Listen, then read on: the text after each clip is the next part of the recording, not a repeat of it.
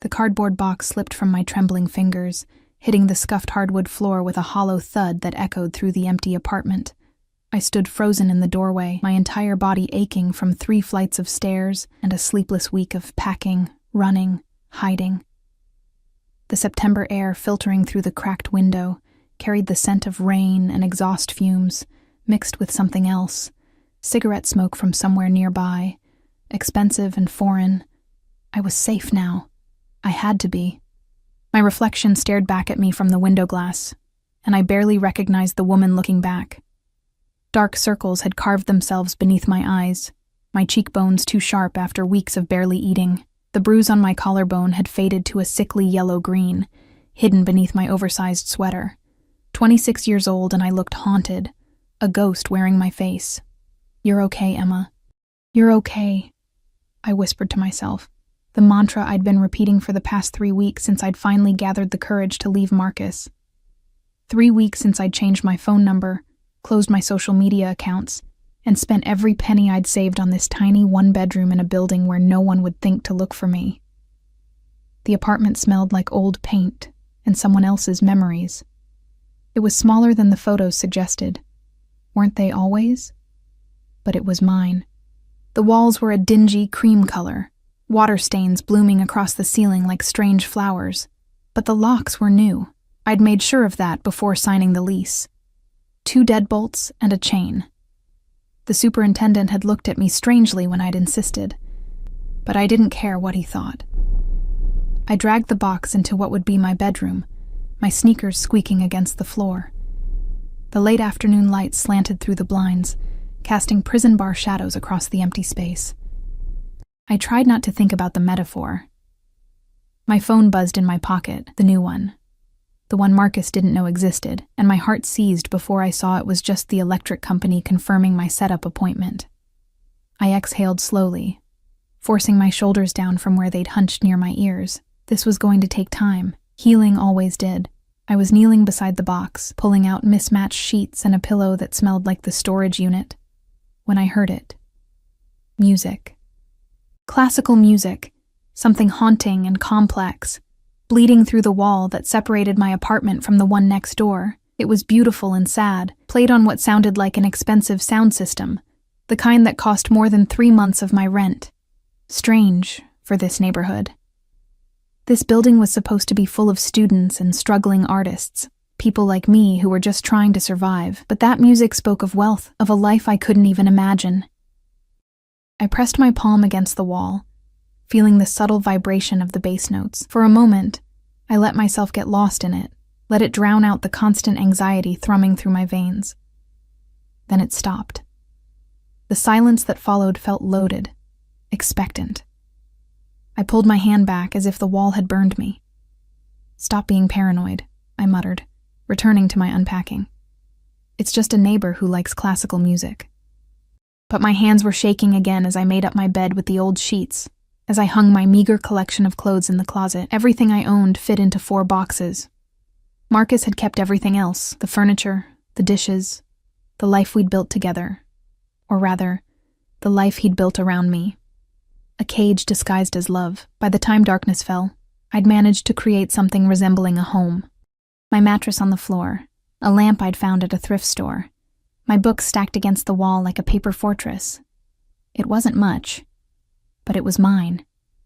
My stomach growled, reminding me I hadn't eaten since the gas station coffee and stale donut this morning.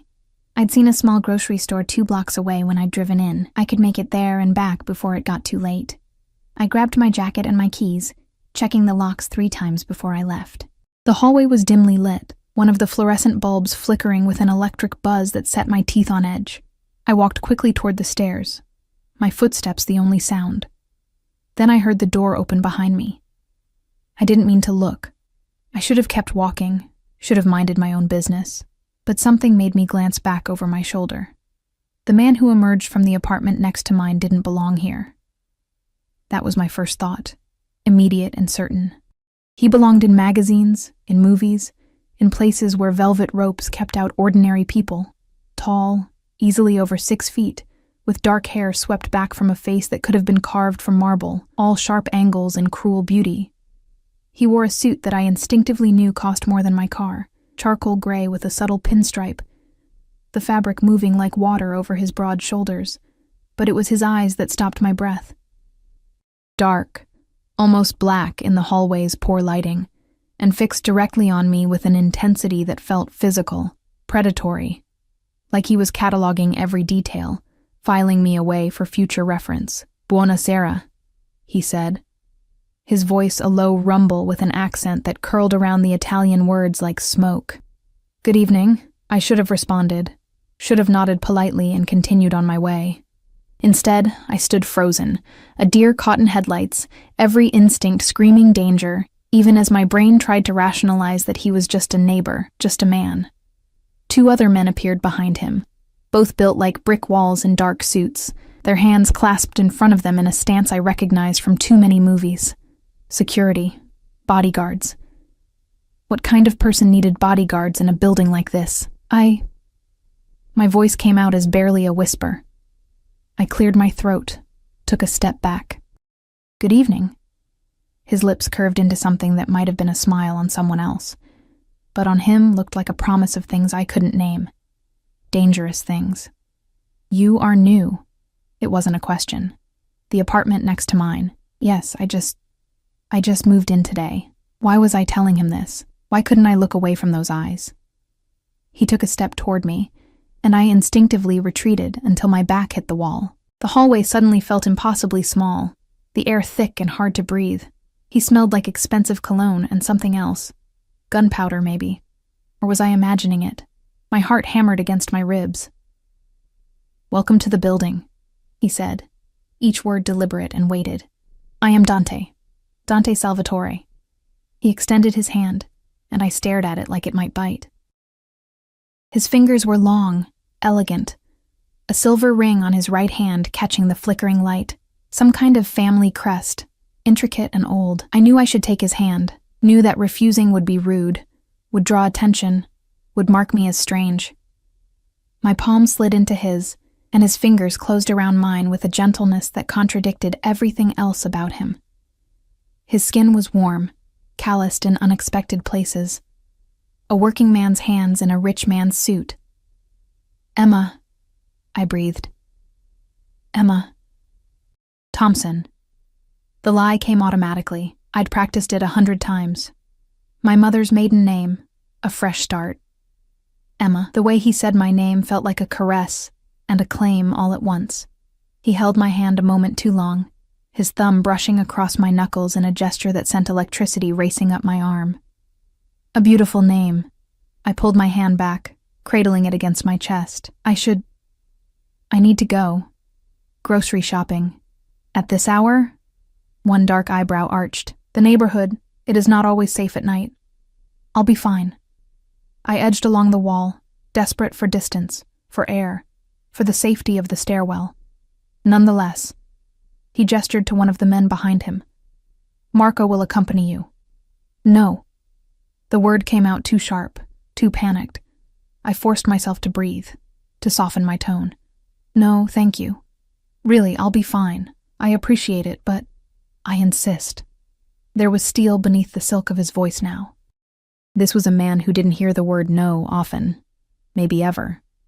The bodyguard, Marco, moved forward, his expression neutral, but his presence overwhelming. I looked from him to Dante, feeling the walls closing in, feeling trapped again, feeling like I'd escaped one cage only to stumble into another. "Okay," I whispered. Because what else could I say? "Thank you." Dante's smile returned, warmer now. Pleased. "Prego. We must look after our neighbors, see? Especially His gaze those who traveled seem over me, missing nothing, not my too thin frame, not the way I held myself like something broken, not the fear I couldn't quite hide. In need of protection. I fled then, as gracefully as I could manage, walking too quickly toward the stairs with Marco following 3 steps behind. I could feel Dante's eyes on me the entire way, heavy as a hand on my spine. Only when I turned the corner did I dare to breathe fully again. What had I done? Who was that man? And why did every instinct I possessed scream that I'd just made a terrible mistake, that in trying to hide from one monster, I'd moved in right next door to something far, far more dangerous. The cool night air hit my face as I pushed through the building's entrance, but it did nothing to calm the racing of my heart. Marco remained silent beside me, his presence both protective and imprisoning. The street was quiet, most of the shops already closed, their windows dark eyes watching our passage. My new life was supposed to be simple, safe, anonymous. Instead, I'd somehow caught the attention of a man who traveled with bodyguards and spoke in commands disguised as courtesy. A man whose eyes had seen through every wall I'd built, stripping me bare in a single glance. I pulled my jacket tighter around myself and walked faster, but I couldn't outrun the certainty settling in my bones like ice. I wasn't safe at all. The grocery store's fluorescent lights buzzed overhead, too bright after the darkness of the street. I grabbed a basket with trembling hands and tried to focus on the mundane task of shopping: bread, eggs, pasta, something to keep me alive for the next few days. But my mind kept circling back to Dante Salvatore and those obsidian eyes that had seen too much. Marco stood by the entrance, his bulk blocking half the doorway, arms crossed over his chest. The cashier kept glancing at him nervously. I wanted to apologize, to explain, but what would I even say? Sorry. My neighbor insisted his bodyguard follow me to buy cereal. I moved through the aisles mechanically, barely registering what I put in my basket: cheap coffee, a carton of milk, ramen noodles because they were $1 each, and I was counting every penny. The kind of desperate poverty shopping I'd thought I'd left behind in college. You need more than that. I spun around, nearly dropping the basket.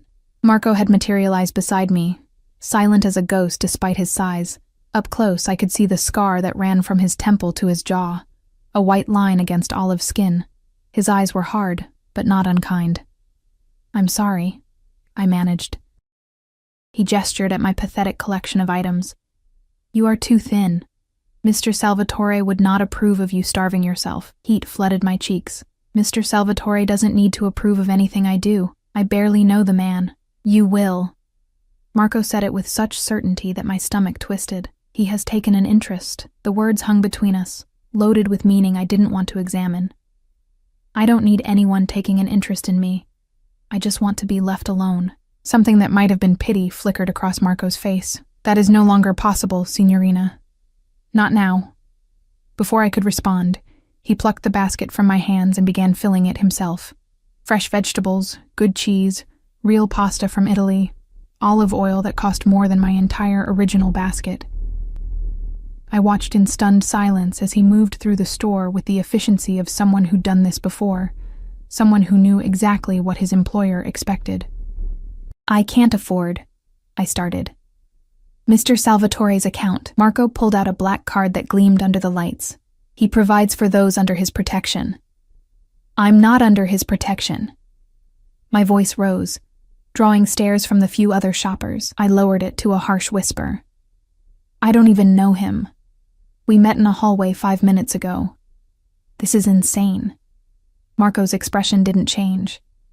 "You moved into the apartment next to his. You are now his responsibility. This is how it works." "That's not how anything works." But even as I protested, he was walking toward the checkout, my meager groceries mixed with his expensive additions. The cashier rang everything up with shaking hands, her eyes darting between Marco's scarred face and the black card. I stood there, helpless and furious, and underneath it all, terrified. Because this wasn't normal. None of this was normal. And I knew, with the instinct that had kept me alive through 2 years with Marcus, that I was in way over my head. The walk back to the apartment felt like a death march. Marco carried the bags, 4 of them now, stuffed full. And I walked beside him in silence, my mind racing. I should leave. Should pack up my 4 boxes and disappear again. Find another building, another neighborhood, another city if necessary. But where would I go? I'd spent everything on the deposit and first month's rent. I had maybe $200 to my name and a car that might not survive another cross-country trip. The building loomed ahead, and my steps slowed. Marco noticed, adjusting his pace to match mine. "He is not like the man you are running from," he said quietly. I stopped walking entirely. "How did you..." I have been doing this work for many years, Signorina. I know the signs. The way you flinch at sudden movements. The way you watch the exits. The bruises you think you have hidden. His voice was gentle, almost fatherly. Mr. Salvatore, he sees these things too. It is why he sent me with you, why he will not let harm come to you now. Tears burned behind my eyes. I blinked them back furiously. I don't need a white knight. I don't need saving. I just need people to leave me alone. Then you should not have moved next door to Dante Salvatore. Marco started walking again, and I had no choice but to follow. The apartment was dark when I returned. My hands full of groceries I hadn't paid for. My mind full of questions I was afraid to ask. Marco set the bags on my counter. I didn't remember unlocking the door, but it was open anyway, and began unpacking them with the same efficient movements. Please stop, I said. Just, please. He paused, looking at me for a long moment. Lock your doors tonight, all of them. And if you need anything at all, you knock on Mr. Salvatore's door. Capisce? I understand. I won't need anything. Marco's lips quirked in something that wasn't quite a smile. We will see. He left, closing the door behind him with a soft click that sounded like a cell door locking. I stood in my kitchen, surrounded by food I hadn't chosen, bought with money that wasn't mine, and felt the walls closing in again. This was wrong. All of this was wrong. Dante Salvatore was dangerous. Maybe more dangerous than Marcus had ever been, because at least with Marcus, I'd known what kind of monster he was. But I was so tired. Tired of running. Tired of being afraid. Tired of the constant vigilance that had become my life. So I put away the groceries, made myself pasta with the expensive olive oil, and told myself I'd figure it out tomorrow. Tomorrow I'd set boundaries. Tomorrow I'd make it clear that I didn't need or want Dante Salvatore's protection. Tomorrow. I woke to the sound of screaming. My heart slammed against my ribs as I shot upright, tangled in my sheets, disoriented in the darkness. For a horrible moment, I thought Marcus had found me, thought the screaming was my own. Then I realized it was coming from outside, from the street below. I stumbled to the window, my legs weak with adrenaline. 3 floors down, a scene was unfolding that looked ripped from a movie. 2 black SUVs with tinted windows, men in suits surrounding a figure on the ground. Even from this distance, I could see the blood. I should look away, should close the blinds and pretend I'd seen nothing. Instead, I watched as one of the men made a phone call, as the others dragged the bleeding figure into one of the SUVs. The whole thing took less than 2 minutes. Then they were gone, melting into the night like they'd never existed. But the blood remained, a dark stain on the pavement. My hands were shaking so badly I could barely close the blinds. I backed away from the window, my mind trying to rationalize what I'd seen. A mugging gone wrong, a gang fight. Anything but what my instincts were screaming. A knock at my door made me nearly scream. I froze, staring at the door like it might burst into flames. The knock came again, patient, unhurried. Emma. Dante's voice, smooth as silk, and just as dangerous. I know you are awake. I saw your light. I should stay silent, should pretend to be asleep, unreachable, unavailable. Instead, I found myself walking toward the door, my feet moving without conscious thought. I didn't unlock it, but I pressed my palm against the wood, feeling the barrier between us. What do you want? My voice was steadier than I felt. To make sure you are well. There was an incident in the street. I didn't see anything. The lie tasted bitter. A pause. That is wise. But I worry you are frightened. May I come in? Just to talk. No, the word came out harsh, final. It's the middle of the night. This isn't appropriate. Appropriate. He said the word like it amused him. Very well. But Emma? The world can be dangerous for those who are alone. Remember that I am here. Remember that you are not alone anymore. I heard his footsteps retreat, heard his door open and close. Only then did I realize I was crying, silent tears tracking down my cheeks. What had I stumbled into? What kind of neighborhood had I chosen? And why did some terrible part of me feel safer, knowing that Dante Salvatore was on the other side of that wall, separated from me by nothing but plaster and stubbornness? I went back to bed but didn't sleep. Instead, I stared at the ceiling and listened to the faint sound of that classical music playing again next door. A requiem for innocence I'd lost a long time ago. Morning came too quickly, gray light filtering through my thin curtains. I'd slept maybe 2 hours, fitful dreams full of blood and dark eyes and hands that held too tight. My phone showed 7 a.m., and I had a job interview at 9, a waitressing position at a diner across town. Not glamorous, but it was work, and I needed the money desperately. I showered in lukewarm water, the building's heating system groaning and protesting, dressed in the only professional outfit I owned, black slacks and a white blouse, both slightly wrinkled from the box. Applied makeup to hide the exhaustion, the fear, the truth of who I was and what I was running from. The hallway was empty when I left, and I breathed a sigh of relief. No Dante, no Marco, no reminders of last night's violence. Just a normal morning in a normal building. The illusion shattered when I reached the lobby. Dante stood by the entrance, talking in rapid Italian to 2 men I didn't recognize. He wore another suit, this one navy blue, and even in the building's harsh morning light, he was devastating. Beautiful and terrible, like a fallen angel who'd found his calling in hell. He saw me immediately. Of course he did. Those dark eyes tracked my movement down the stairs, and I watched as he said something to the men that sent them quickly out the door. Then it was just us. "Buongiorno, Emma." He smiled, and it should have been charming. Instead, it made my stomach flip. "You are going somewhere?" I clutched my purse tighter. "Job interview." "Ah." He moved closer, and I forced myself to stand my ground. "You do not need to work. I can provide—" "No." I cut him off, more sharply than I intended. "I don't need or want your money, Mr. Salvatore. I can take care of myself." His eyes narrowed slightly, the smile fading. "Can you?" He gestured toward the street, where the blood stain from last night had been scrubbed away, leaving only clean pavement. This neighborhood, it is not always safe for a woman alone, especially one who attracts attention. I don't attract attention. I try very hard not to, and yet. He reached out, his fingers brushing my cheek so gently I barely felt it. I jerked back and his hand fell. "You have attracted mine. I didn't ask for it." "No," he agreed. "But you have it nonetheless. Tell me, Emma Thompson." The way he said my fake name told me he knew it was false. "Where is this interview?" I shouldn't tell him. Shouldn't give him any information about my life, my plans, my existence. The Silver Spoon Diner, on 5th Street. He pulled out his phone, typed something quickly. "I know the owner. I will make a call. Please don't." A panic rose in my throat. I need to do this myself. I need to prove that I can... Can what? His voice softened, and somehow that was worse than his commands. Can survive? Can rebuild? Can run forever from whatever it is you are fleeing? He stepped closer, and this time I had nowhere to retreat. "I am offering you protection, Emma. Safety.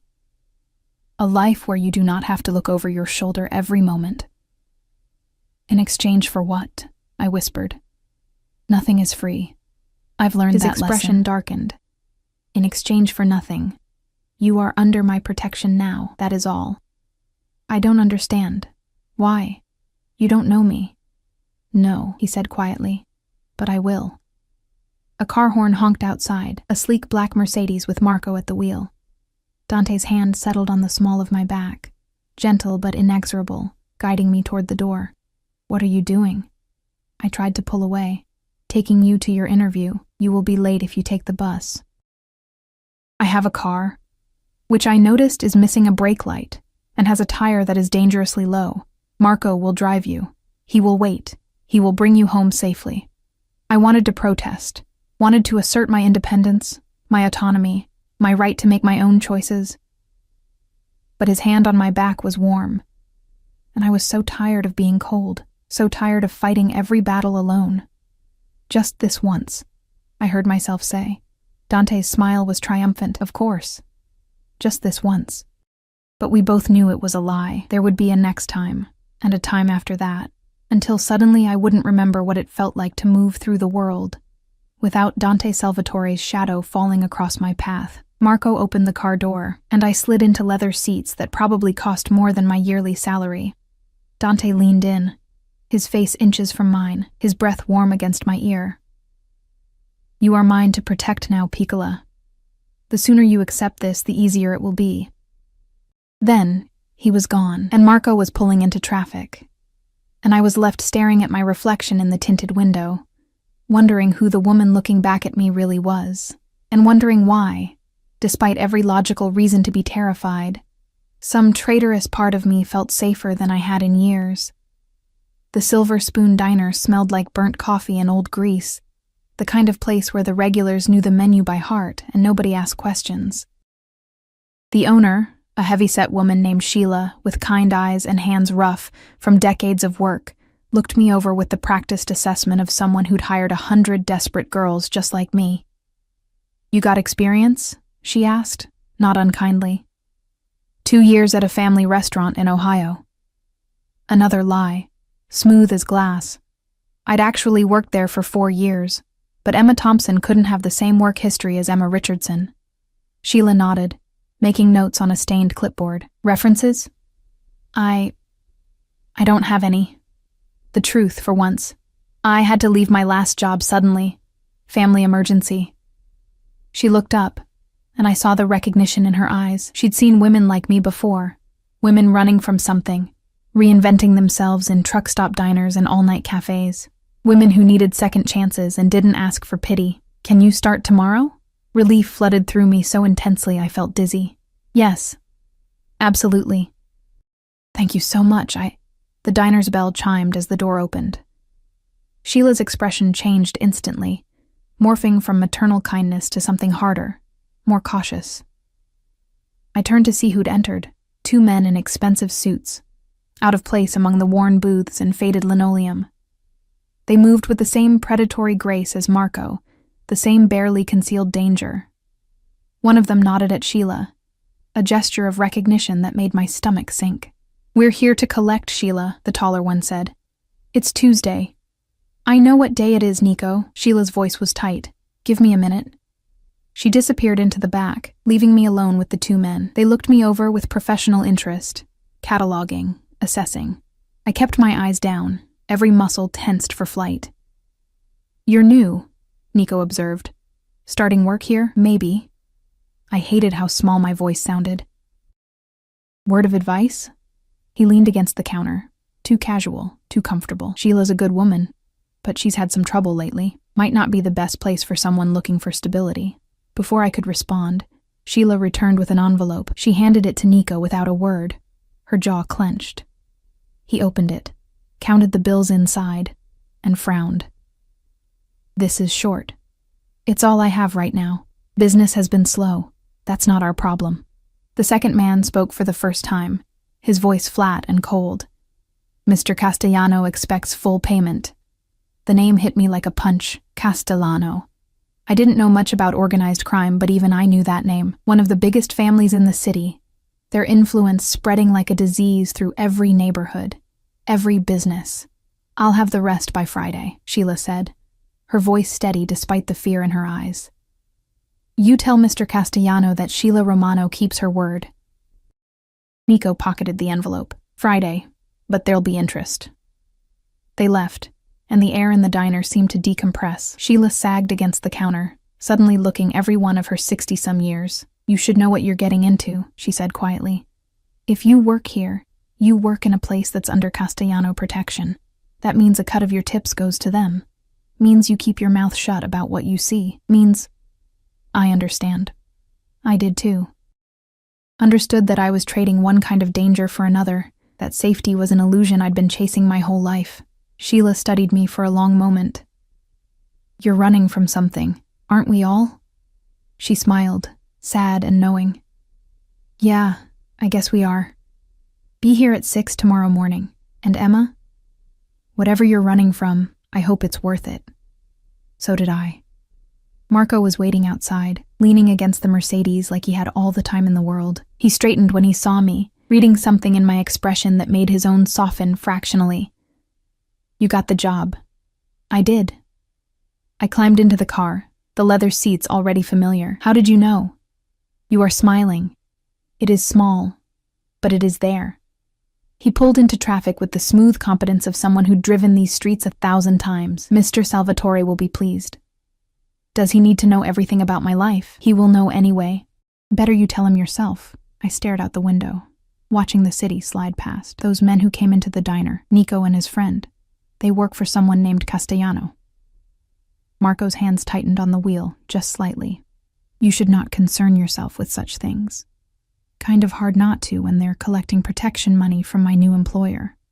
All businesses in this city pay for protection. It is the way things work. And who does Dante pay? The question came out before I could stop it. Marco's laugh was short and sharp. Mr. Salvatore does not pay. Others pay him. The implication settled over me like a shroud. I'd suspected, of course. The bodyguards, the expensive suits, the way people reacted to his name, but suspecting and knowing were different things. I couldn't say the words. He is a man of influence, Marco said carefully. A man who protects what is his. And you, Signorina, are under his protection now, which means the Castellanos cannot touch you. Cannot touch your employer either, once word spreads. I don't want to be the reason Sheila gets caught in some kind of territorial dispute. Then you should have chosen a different diner. But what is done is done. He glanced at me in the rearview mirror. Mr. Salvatore does not give his protection lightly. It is a gift. You should learn to accept it. But gifts always came with strings attached. I'd learned that with Marcus, the jewelry that came with demands, the flowers that came with apologies for bruises, the promises that came with cages. We pulled up to the building, and my stomach clenched when I saw Dante standing on the steps, phone pressed to his ear.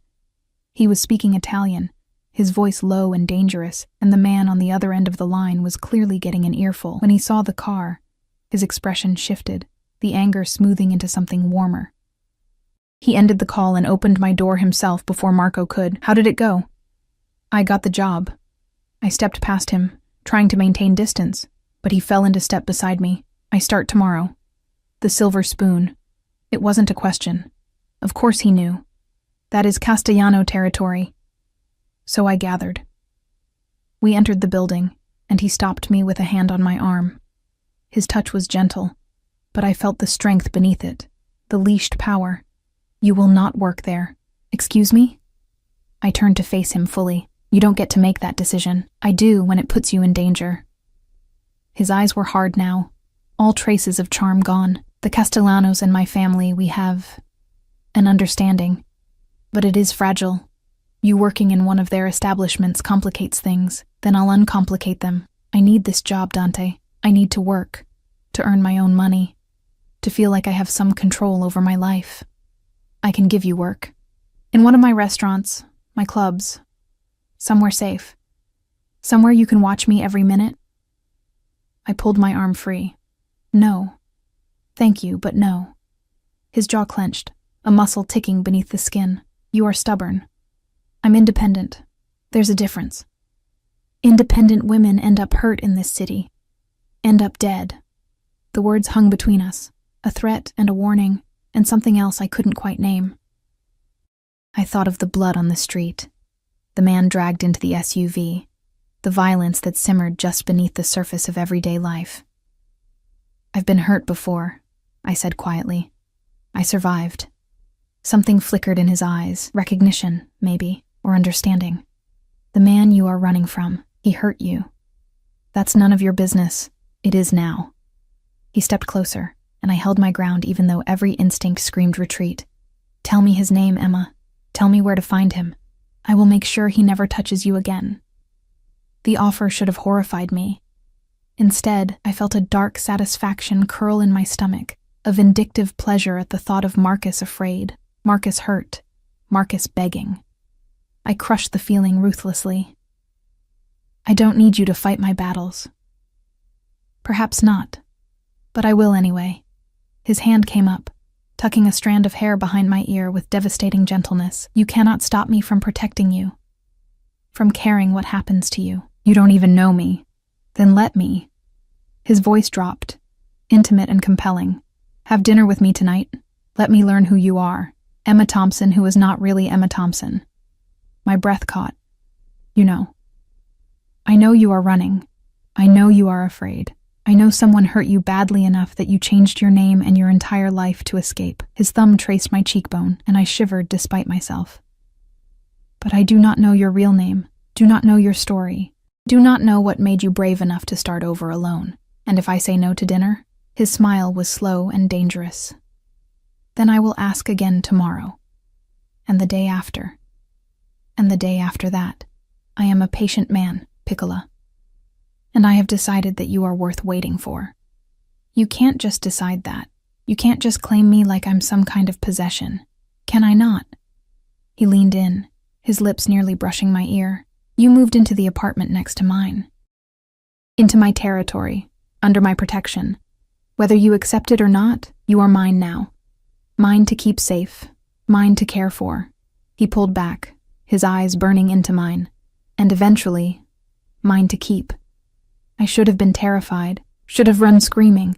Instead, I felt heat pooling low in my belly, a traitorous attraction to this man who was everything I should avoid. One dinner, I heard myself say. But that's all. His smile was triumphant. We will see. He picked me up at 7, not bothering to knock, just opening my door with a key I hadn't given him. I was still processing the violation when he appeared in my bedroom doorway, impossibly elegant in a black suit and crisp white shirt. How did you get a key to my apartment? I demanded. I own the building. He said it casually, like it was obvious. Now, are you ready? We have reservations. I stood there in my best dress, a simple navy blue sheath that was 2 years old, and showed it, feeling suddenly inadequate. You own the building. See, I own many buildings. He looked me over, and his expression softened. You look beautiful. I look like someone who can't afford better. You look like someone who does not need expensive things to be beautiful. There is a difference. He offered his hand. Come. The restaurant will not hold our table forever, even for me. The restaurant was the kind of place I'd never been, the kind I'd walked past 1,000 times and never imagined entering. Crystal chandeliers and starched white tablecloths, waiters who moved like dancers, prices on the menu that made my monthly rent look reasonable. Dante ordered for both of us in flawless Italian, his voice doing things to the language that should have been illegal. The sommelier appeared with wine that probably cost more than my car, and I took perhaps too large a sip, needing the courage it provided. Tell me about yourself, Dante said, once we were alone. The truth this time. What makes you think I'll tell you the truth? Because I am asking. Because you are tired of lying. Because... He reached across the table, his fingers finding mine. Because some part of you wants to trust me. Even though you are fighting it. He was right, and I hated him for it. Hated how easily he read me, how effortlessly he slipped past my defenses. My real name is Emma Richardson, I began, the words tumbling out before I could stop them. I'm from a small town in Ohio. I came here 2 years ago with my boyfriend, Marcus. We were going to start a life together, get married, have kids. All the normal things. But he was not normal. No. I took another drink of wine. At first it was small things, jealousy disguised as love, control disguised as care. By the time I realized what was happening, I was trapped, isolated from friends, from family, completely dependent on him. Dante's expression darkened, his hand tightening around mine. He hit you. Among other things. I pulled my hand back, needing distance for this part. 3 weeks ago, I finally left, waited until he was at work, packed everything I could fit in my car and drove. I didn't know where I was going. Just away. And you ended up here. I ended up next door to you. I met his eyes, which might have been a mistake, or fate. He leaned back, regarding me with an intensity that made my skin prickle. This Marcus, does he know where you are? I don't think so. I was careful. Careful is not enough. He pulled out his phone, typed something quickly. Give me his full name, a photo if you have one. Why? So I can make sure he never finds you. And if he does... His smile was cold and sharp as a knife. I will make sure he regrets it. I should refuse, should tell him I could handle this myself. But I was so tired of being afraid, and the thought of someone powerful standing between me and Marcus was intoxicating. Marcus Chen, I whispered. He's a financial analyst, lives in Columbus. Dante typed the name, then set his phone aside. Consider it handled. Just like that. Just like that. You are under my protection now, Emma Richardson. That means no one hurts you, no one frightens you, no one takes from you what you do not wish to give. His eyes burned into mine, including me. The food arrived, interrupting the moment, and I'd never been more grateful. We ate in relative silence, the tension between us thick enough to cut. Every time I glanced up, he was watching me, cataloging every movement, every expression. Why are you doing this? I finally asked. You could have any woman you want. Why fixate on me? Because you interest me. Because you are brave and broken and beautiful. Because... He paused, choosing his words carefully. Because I see in you something that calls to me. A kindred spirit, perhaps. Someone who understands darkness because you have lived in it. I'm not dark. I'm just damaged. We are all damaged, Piccola. The question is what we do with our scars. The dinner ended with tiramisu and espresso, and then we were in his car. A different one this time. A sleek Aston Martin that purred like a living thing. He drove with casual expertise. One hand on the wheel, the other resting possessively on my thigh. I knew I should move it. Knew I should maintain boundaries, protect myself. But his touch was warm and steady, an anchor in a world that had been nothing but turbulence for so long. Come up to my apartment, he said as we pulled into the building's garage. Let me show you something. Dante. Just to talk. Nothing more, unless you want more. His smile was wicked. But I am a patient man. I can wait. Against my better judgment, I followed him.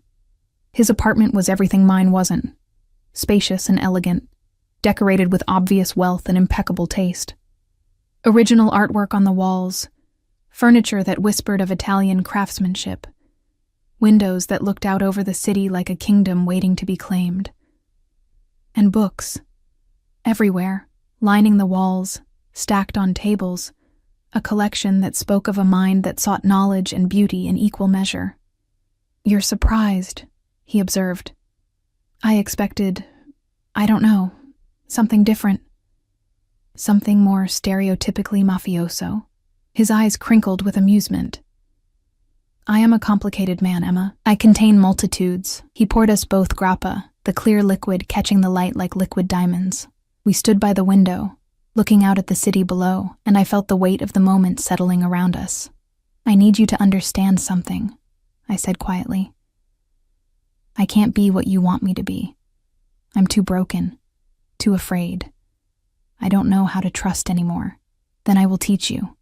He set down his glass and turned to face me fully. I will show you that not all powerful men are cruel, that protection does not have to be a cage, that you can be safe and still be free. That's impossible. Nothing is impossible, Piccola, only difficult. His hand cupped my face, tilting it up to his. Let me try. Let me prove to you that I am different. He was going to kiss me. I could see it in his eyes, in the way he leaned closer, in the sudden tension of his body. And God help me. I wanted him to. Wanted to feel something other than fear. Wanted to lose myself in this dangerous, beautiful man who promised safety even as he embodied danger. But before his lips could touch mine, his phone rang. He cursed in Italian, vicious and creative, but answered it. His expression changed as he listened, hardening into something terrible and cold. When? A pause. How many? Another pause, longer this time. I will handle it. Tell the men to stand down until I arrive. He ended the call and looked at me, regret and fury warring in his eyes. I have to go. There is a situation that requires my attention. What kind of situation? The kind you are better off not knowing about. He walked me to the door, his hand on the small of my back. Stay in your apartment tonight. Lock the doors. Do not answer for anyone except Marco. Fear spiked through me. Dante, what's happening? Nothing you need to worry about. I am handling it. At my door he paused. This thing between us, Emma, it is just beginning. And I promise you, I will make you see that you are safe with me. That you can trust me. Then he was gone, and I was left alone with my racing heart and the taste of what might have been on my lips. I locked my door, all 3 locks, and tried to tell myself I was relieved that nothing had happened. But the lie tasted bitter, and sleep was a long time coming.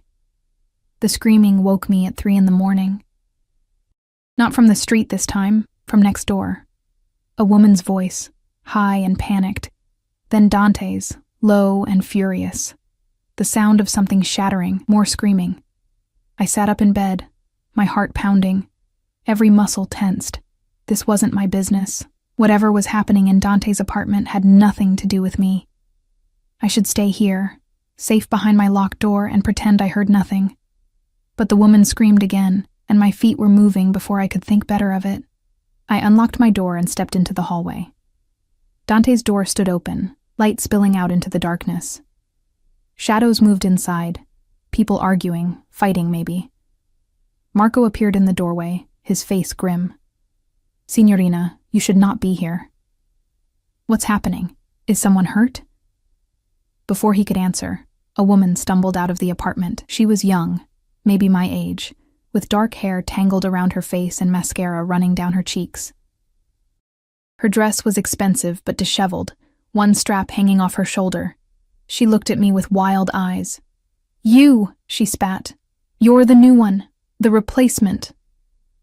"I don't know what you're—" "Giulia, basta!" Dante's voice cracked like a whip. He appeared behind her, his shirt untucked, hair mussed, looking more dangerous than I'd ever seen him. "Enough. You are embarrassing yourself." "Embarrassing myself?" Giulia laughed, the sound breaking on a sob. "You replaced me with her, with some nobody, some American trash you found God knows where." "I did not replace you because you were never mine to begin with." His voice was ice. "We had an arrangement. You knew the terms. You chose to break them. I loved you." She whirled to face him, her hands balled into fists. "I gave you everything, and you gave me what I paid for." The cruelty in his words made me flinch. "Nothing more. Now you will leave, or Marco will escort you out. Choose." Giulia's face crumpled. She looked at me again, and I saw genuine pain beneath the anger. "He will do the same to you," she whispered. "He will make you love him, make you need him, and then he will discard you like I mean nothing, like you mean nothing." "Signorina Richardson, please go back to your apartment," Marco said quietly. "This does not concern you, but it did concern me, didn't it? Because I was seeing the truth of what Dante was, what he did to women, the ruthlessness beneath the charm, the cruelty beneath the protection." I turned and fled, slamming my door behind me. My hands shook as I locked it, as I backed away until I hit the wall. This was who he was. A man who bought women, used them, discarded them. A man who— A knock, soft, almost gentle. "Emma, please, let me explain." "Go away." My voice cracked. "What you saw, what she said, it is not the whole truth. Please, let me explain. You don't owe me an explanation. We're nothing to each other." Silence. Then, "If that is what you truly believe, then why are you crying?" I touched my face and found tears I hadn't known I was shedding. "Leave me alone, Dante. I will. If you want me to, I will walk away right now. I will have Marco drive you to work. I will make sure you are safe, but I will not bother you again." A pause. "But I think you do not want me to leave. I think you are afraid of wanting me to stay." He was right. God help me, he was right, and that was more terrifying than anything else. I opened the door. He stood there, looking more human than I'd ever seen him. Vulnerable, almost. His eyes searched my face, and whatever he saw there made something in his expression soften. "Come in," I whispered. He entered my small apartment, and it seemed to shrink around him. He looked around at my sparse belongings, my mattress on the floor, my books stacked against the wall. When he spoke, his voice was gentle. "Giulia was right about some things. We had an arrangement. She was my mistress for 6 months. I paid for her apartment, her clothes, her lifestyle. In return, she provided companionship when I needed it." He turned to face me.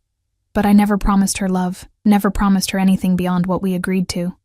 And when I discovered she was passing information about me to the Castellanos, the arrangement ended." "She was spying on you?" "Si. For money. I think, though I do not know for certain. It does not matter now. He stepped closer, and I let him. But you should know. What I feel for you, it is not the same. You are not an arrangement, not a transaction. You are... What? I breathed. What am I to you? I do not know yet, but I want to find out. His hand cupped my face, his thumb wiping away the tears still tracking down my cheeks. Give me a chance, Emma. Let me prove that I can be what you need. I don't even know what I need anymore. Then we will discover it together. He kissed me then, and it wasn't at all what I expected. It was gentle, almost reverent, asking rather than taking. His lips moved against mine with a tenderness that broke something open inside my chest. I kissed him back, my hands fisting in his shirt, pulling him closer even as my mind screamed warnings. When we broke apart, we were both breathing hard. His forehead rested against mine, his eyes closed. Stay with me tonight, he murmured. Not for sex. Just stay. Let me hold you. Let me show you that you are safe. Every rational thought I possessed screamed no. This was dangerous, stupid, a mistake I couldn't take back. But I was so tired of being alone, so tired of being afraid. And his arms around me felt like the first safe place I'd found in years. Just sleeping, I said. Just sleeping. He agreed. We went to his apartment, and his bed was enormous, covered in sheets that felt like silk against my skin. He pulled me against his chest. His arms wrapped around me, and I let myself relax into his warmth. Outside, the city hummed with life and danger, but here, in this moment, I felt protected. Tell me about your family, I whispered into the darkness. His arms tightened fractionally. My family is complicated, my father.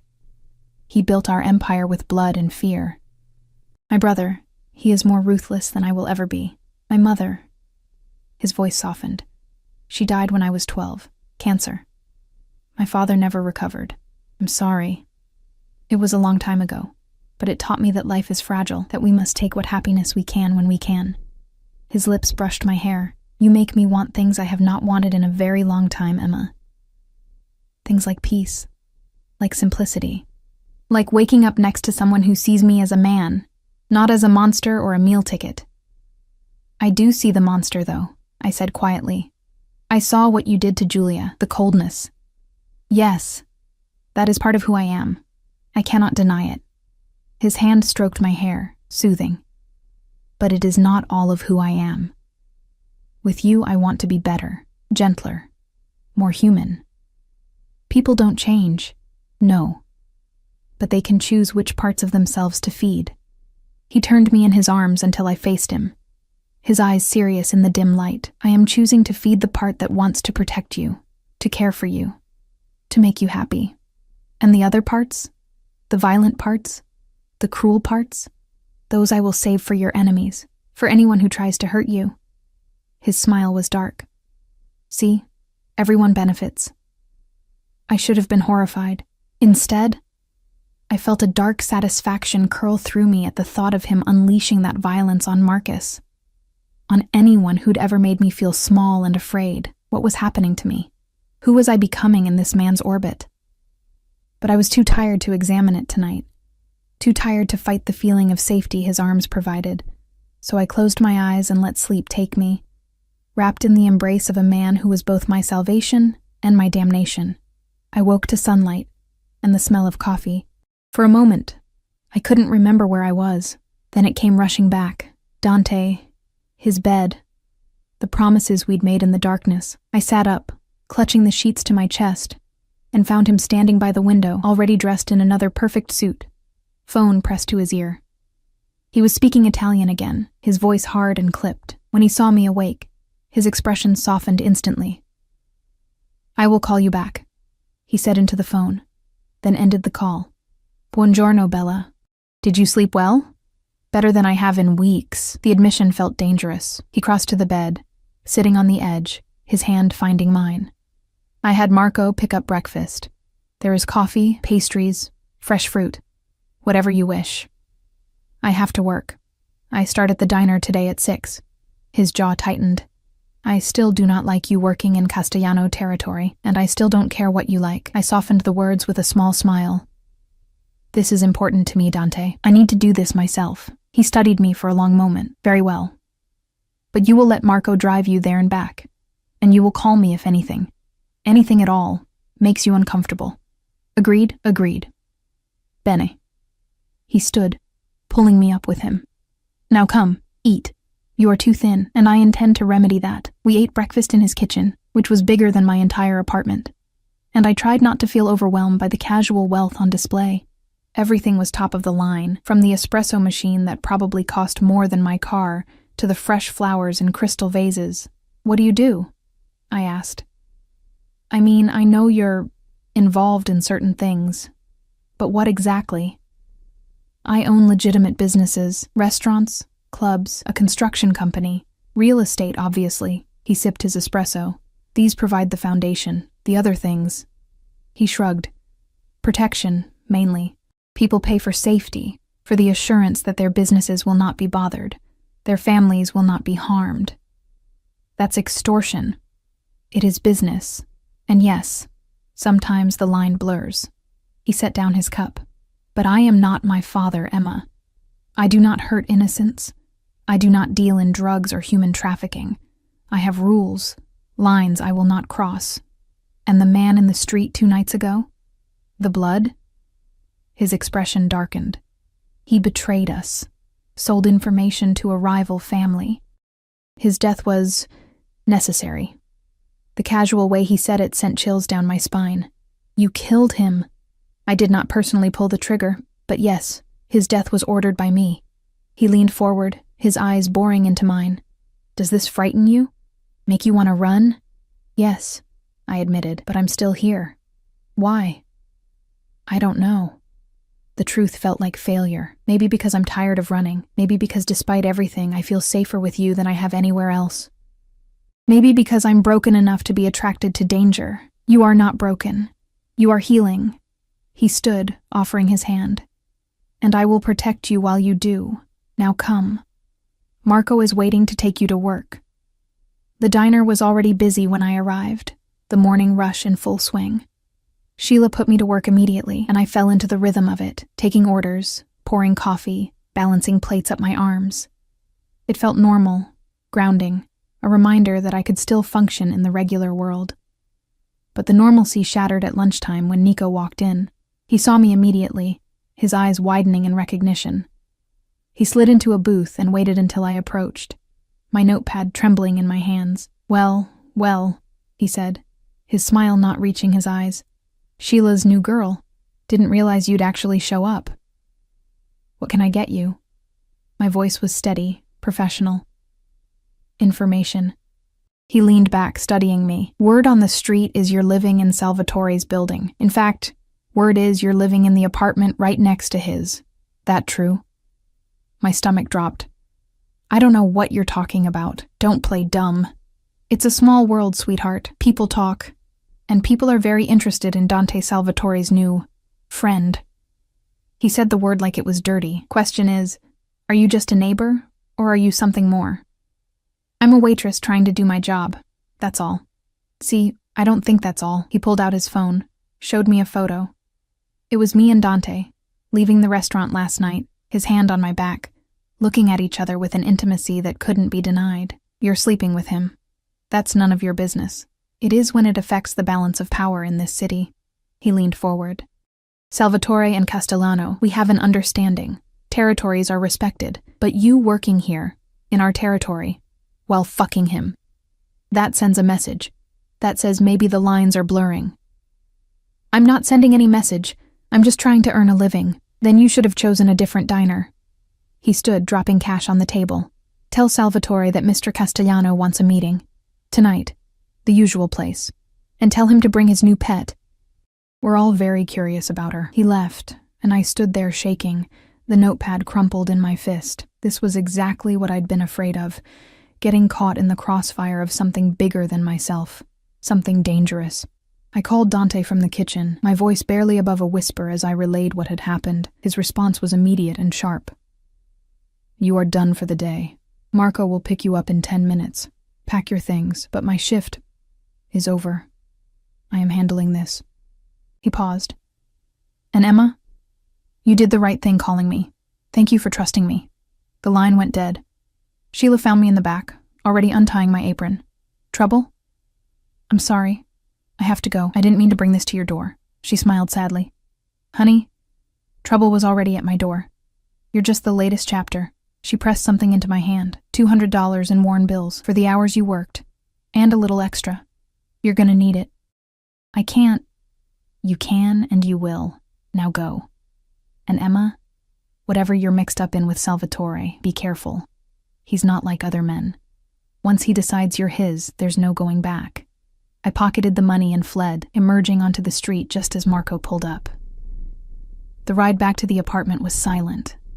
My mind racing with possibilities, with fears, with the growing realization that I'd traded one trap for another.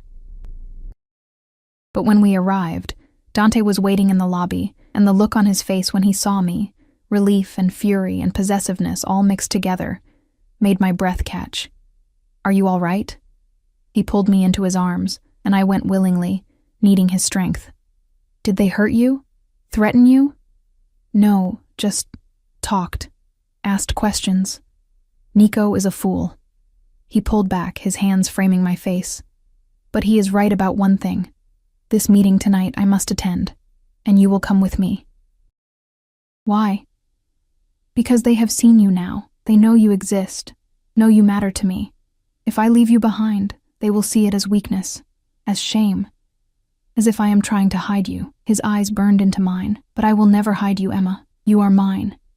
And I will show the world that I protect what is mine. I don't want to go to some mob meeting, I know. But you must. And I swear to you, I will keep you safe. No one will touch you. No one will harm you. His lips brushed my forehead. Trust me, Piccola. Just this once. Trust me. And God help me. I did. Blocko 5. The meeting was held in a warehouse on the outskirts of the city, the kind of place where screams wouldn't carry, and blood could be hosed off concrete floors. I sat in the back of Dante's car, dressed in a simple black dress he'd had delivered to my apartment. Expensive, elegant, armor disguised as clothing. My hands wouldn't stop shaking. Breathe, Piccola, Dante said from beside me, his hand covering mine. They will not harm you. I would burn this city to the ground before I let that happen. That's not as comforting as you think it is. His lips quirked. Perhaps not. But it is the truth. Marco pulled into the warehouse, and I saw the other cars already there. Black SUVs, expensive sedans, vehicles that screamed money and power. Men in suits stood guard, their hands resting casually near concealed weapons. This was real. This was the world Dante lived in. The world I'd stumbled into by accident, or maybe not accident, maybe fate, like he'd said. Dante helped me from the car, his hand firm on my lower back as we walked inside. The warehouse had been cleared except for a long table in the center, chairs arranged on either side like a perverse negotiation. On one side sat Dante's men, Marco and others I didn't recognize. On the other sat men I assumed were Castellanos. And at the head of the table sat the man himself. Salvatore Castellano was older than Dante, maybe 60, with silver hair and a face that had once been handsome, but was now carved hard by years of violence. His eyes were cold as they tracked our approach, lingering on me with an assessment that made my skin crawl. Salvatore, Dante said, his voice cordial but with an edge of steel. Thank you for agreeing to meet, Dante. Castellano's voice was rough, a smoker's rasp. I see you brought the girl. Good. I was curious. Emma is under my protection. She is not part of our business discussions. No? Castellano smiled, showing too many teeth. Then why is she working in one of my establishments? Why is she living in your building, sleeping in your bed? Seems to me she's very much part of our business. Dante's hand tightened on my back, a warning to stay quiet. Emma needed work. She found employment on her own. This does not affect our arrangement, doesn't it? Castellano leaned back, pulling out a cigar. See, I hear things, Dante. I hear your father is not well. I hear your brother is getting ambitious, wanting to expand into territories that belong to others. I hear you're distracted, focused on a woman instead of business. He lit the cigar, the smoke curling up toward the ceiling. Makes me wonder if our arrangement still serves my interests. Our arrangement has served both our interests for 5 years. Nothing has changed. Everything has changed. Castellano gestured at me. This girl. What is she to you? A distraction? A weakness? Or something more? She is mine, Dante said simply. That is all you need to know. Is she worth dying for? The question hung in the air like the smoke. I felt Dante's entire body tense beside me, felt the men around us shift, hands moving toward weapons. This could spiral into violence in seconds, and I would be caught in the middle. Emma is worth whatever price I choose to pay, Dante said quietly. But it will not come to that. We are reasonable men. We can reach an understanding, can we? Castellano stood, and I realized he was shorter than Dante but somehow more menacing. He walked around the table, stopping directly in front of me. What do you say, girl? Are you worth dying for? My voice came out as a whisper. I cleared my throat, forced strength into it. I don't want anyone to die for me. I just want to live my life in peace. Peace. He laughed, the sound devoid of humor. There's no peace in this life, girl. Only power, and the illusion of safety it provides. He looked at Dante. Your father understood this. He built an empire on that understanding. But you're soft, sentimental, dangerous qualities in our world. My father is dying, Dante said flatly. Within months, I will lead the family. And when I do, I will remember this conversation. I will remember who stood with me and who questioned my strength. The threat was clear. Castellano heard it, considered it, then nodded slowly. Very well. The girl can work wherever she wants. But she wears your protection publicly, a ring maybe. Something that makes it clear she's yours. That way there's no confusion, no questions about territories or loyalties. Done. Dante's response was immediate. And you owe me a favor. To be called in when I choose. Dante hesitated. A favor from one mob boss to another could mean anything. Murder, betrayal, war. But he looked at me, at the fear I couldn't hide, and his expression softened. Agreed. Within reason. Within reason, Castellano echoed, amused. You are soft, but we have a deal. He extended his hand, and Dante shook it, sealing whatever pact they'd just made. We left quickly after that, and I didn't breathe properly until we were back in the car, the warehouse disappearing behind us. A ring? I said finally. You promised him you'd give me a ring. An engagement ring, yes, or something close enough to send the message. He pulled a small velvet box from his pocket, and my heart stopped. I had this made for you today. After what happened at the diner, I knew it would come to this. He opened the box, and the ring inside was beautiful. A simple platinum band with a single diamond, elegant and understated, not ostentatious, not a claim of ownership, but a promise of protection. I cannot ask you to marry me. Not yet.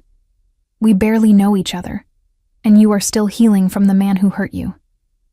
His voice was gentle, but I can ask you to wear this, to let me protect you publicly, to give me the right to stand between you and anyone who would harm you. This is insane. We met 3 days ago, and yet here we are. He took my hand, his thumb brushing over my knuckles. I am not asking for your love, Emma. Not asking for your trust, though I hope to earn it. I am asking for time, for the chance to show you who I am, what I can offer, for permission to keep you safe while you decide if we are something worth pursuing. I looked at the ring, at his face, at the sincerity in his dark eyes. This was crazy, reckless, everything I'd sworn to avoid after Marcus. But it was also the first time in years I'd felt truly safe. The first time someone had asked what I wanted instead of taking it. The first time I'd felt seen, valued, protected, without being possessed. Just protection, I whispered. Not ownership. Never ownership. You are not a thing to be owned, Emma. You are a woman to be cherished. He pulled the ring from the box. But I will not lie and say I do not want you. That I do not desire you, that I do not think about what it would be like to have you fully, completely, in every way that matters. Heat pooled low in my belly at his words, at the promise in his eyes. And if I wear this, What does it mean? It means you are under my protection. It means anyone who harms you answers to me. It means... He paused, searching for words. It means you are mine to protect, and I am yours to trust, if you choose to. I held out my hand, and he slid the ring onto my finger. It fit perfectly, of course, like it was made for me, like this was always meant to happen. I'm scared, I admitted. I know. But I will prove to you that this fear is not necessary, that I am not him. That love, when it comes, does not have to hurt. You're talking about love already? I am Italian. His smile was genuine, warm. We do not know how to do anything halfway. The weeks that followed were a study in contradictions. Dante was possessive but never controlling, protective but never suffocating. He gave me space when I needed it, and held me when I didn't know I needed holding. He taught me about his world, the careful balance of power, the unspoken rules, the cost of safety in a city built on violence. And slowly, carefully, I began to trust him. I stopped working at the diner after Sheila sold it, to Dante, though he claimed it was just good business. He set me up with a job at one of his restaurants instead, managing the books, using the accounting degree I'd never told him about, but he'd somehow discovered. The work was legitimate, the pay was good, and I was surrounded by people who knew I was under Dante's protection. No one touched me. No one even looked at me wrong. Marcus tried to find me twice. The first time, Dante's men intercepted him at the city limits and sent him back to Ohio with a broken nose and a clear message. The second time, Dante himself paid Marcus a visit. He never told me exactly what happened in that conversation, but Marcus never tried again. And the nightmares that had plagued me for months finally began to fade. 3 months after I'd moved into that apartment, fleeing one monster and finding another, Dante took me back to the warehouse, but this time, it was empty except for us. Why are we here? I asked, my voice echoing in the cavernous space. Because this is where you saw who I truly am, he said, pulling me close. Where you saw the violence and the danger and chose to stay anyway, and I wanted to show you something. He led me to the back of the warehouse, to a door I hadn't noticed before. Behind it was an office, beautifully renovated, with windows that looked out over the water. A desk, bookshelves, everything I might need. What is this? Yours, if you want it. He leaned against the desk, watching me explore. I am expanding the legitimate businesses. Restaurants, real estate, construction. I need someone I trust to manage the finances, to keep everything clean and legal. Someone smart, capable, who understands both sides of my world. You're offering me a job? I am offering you a partnership. A role in building something better than what my father built. He moved closer, his hand settling on my waist. I am offering you a future, Emma. With me, if you will have it. I'm still scared sometimes, I whispered. I still wake up afraid, still flinch at sudden movements. I know. And I will spend every day proving that you are safe, that I am different, that this, he gestured between us, is real. It is real, isn't it? I looked up at him, at this beautiful, dangerous man who'd become my salvation. I didn't imagine this. It is very real, amore mio. He cupped my face, his thumb brushing my cheek. I love you, Emma Richardson. I have loved you since you looked at me in that hallway with fear and defiance in equal measure, since you refused my help even as you needed it. Since you showed me that strength is not the absence of fear, but the choice to keep going despite it. Tears spilled down my cheeks. I love you too. God help me. I love you too. He kissed me then, and it was nothing like that first gentle kiss. This was possession and promise, demand and devotion, everything we'd been holding back finally unleashed. I kissed him back with equal fervor, my hands fisting in his hair, my body pressed against his. When we broke apart, we were both breathing hard, both trembling with want and need and love that felt too big for skin to contain. Marry me, he said. Not for protection, not for show. Marry me because you love me, because you want a life with me, because you believe, as I do, that we are better together than apart. Yes. The word came easily, naturally, like it had been waiting in my throat all along. "Yes, I'll marry you." He kissed me again, softer this time. "I will spend the rest of my life making sure you never regret this choice." "I know you will." 6 months later, I stood in a small church surrounded by flowers and candles and people who had become family. Dante waited at the altar in a perfectly tailored suit, his eyes bright with unshed tears as I walked toward him. Marco gave me away, his scarred face gentle as he placed my hand in Dante's. "Take care of her, boss," he murmured. "She is good for you." "I know," Dante said, his eyes never leaving mine. "She is everything." The ceremony was simple, the vows traditional, but the promises we made were anything but. We vowed to protect each other, to build a life together, to face the darkness as a united front. We vowed to choose love over fear, trust over doubt, healing over hiding. And when the priest pronounced us married, when Dante kissed me with a tenderness that made the assembled crowd gasp, I knew I had finally found what I'd been running toward all along. Not safety from the world, but safety with someone who understood that the world was dangerous and loved me anyway. Someone who saw my scars and my strength and wanted both. Someone who made me feel powerful instead of powerless, protected instead of possessed. The reception was held at Dante's, our favorite restaurant, the one where he'd first taken me to dinner. We danced under twinkling lights, surrounded by people who wished us well, and for the first time in my life, I felt genuinely happy. "What are you thinking?" Dante murmured against my ear as we swayed to the music. "That I moved into that apartment to hide from a monster and found a man instead," I said. "That sometimes the scariest thing we can do is stop running and let ourselves be found." "And are you glad you were found?" I looked up at him, at this complicated, dangerous, beautiful man who'd become my everything. Every single day, he spun me in his arms, and I laughed, the sound pure and unguarded. Around us, the city hummed with the same violence and danger it always had. But here, in Dante's arms, wearing his ring and his name and his love, I was finally, truly safe. Not because the world had changed, but because I had. Because I'd learned that love doesn't have to hurt, that protection doesn't have to be a cage, that strength comes in many forms, including the strength to trust again. We left the reception early, sneaking away like teenagers, his hand in mine as we walked to the car. The night was cool and clear, stars visible despite the city lights. "Where are we going?" I asked. "Home," he said simply. "To start our life together. Home."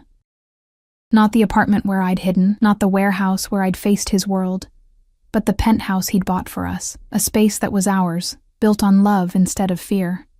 As we drove through the city streets, I thought about the woman I'd been 3 days after moving into that apartment, terrified, broken, alone, and the woman I was now, loved, protected, whole. The journey between those two women had been terrifying and beautiful and absolutely worth it. Because sometimes, when you stop running from your past, you run straight into your future. And sometimes, that future is holding out its hand, offering protection and love, and a chance to build something beautiful from the ashes of what was. I took that hand, I took that chance, and I never looked back.